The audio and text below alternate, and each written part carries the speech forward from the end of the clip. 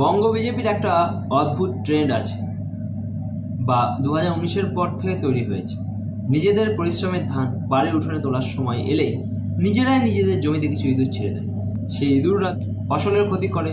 হওয়ার কথা ছিল বিঘা প্রতি 6-7 কুইন্টাল। ইঁদুরের উৎপাত শেষবেলায় অযথা জল সার দিয়ে সেই ফলনকে 1-1.5 কুইন্টালে নামিয়ে আনে।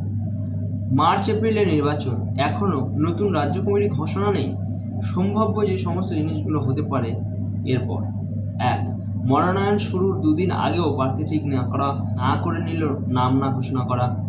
এমন অদ্ভুত কিছু নাম প্রার্থী তালিকায় যাদের নিয়ে দলের সমর্থকদের মধ্যেই ঝামেলা, সমালোচনা শুরু হবে। 3. বুথে বুথে স্ট্রং লোক দিতে না পারা, পুরো কেন্দ্রীয় বাহিনীর ভরসায় ছেড়ে রাখা।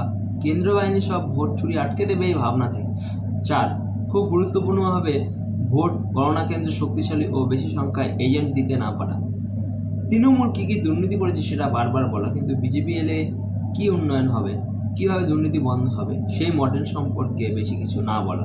2014 সালে শুধু কংগ্রেস বিরোধিতা দিয়ে মোদী সরকার ক্ষমতায় আসেনি, এসেছিল মোদিজি আয়েঙ্গে আচ্ছে দিন লায়েঙ্গে মডেল। বঙ্গ বিজেপির এরকম আচ্ছে দিনের মডেল নিশ্চয়ই আছে, কিন্তু সেটা রাজ্যের মানুষের কাছে পৌঁছেছে কি? আমি ভুল হতে পারি, কিন্তু পৌঁছেছে কি?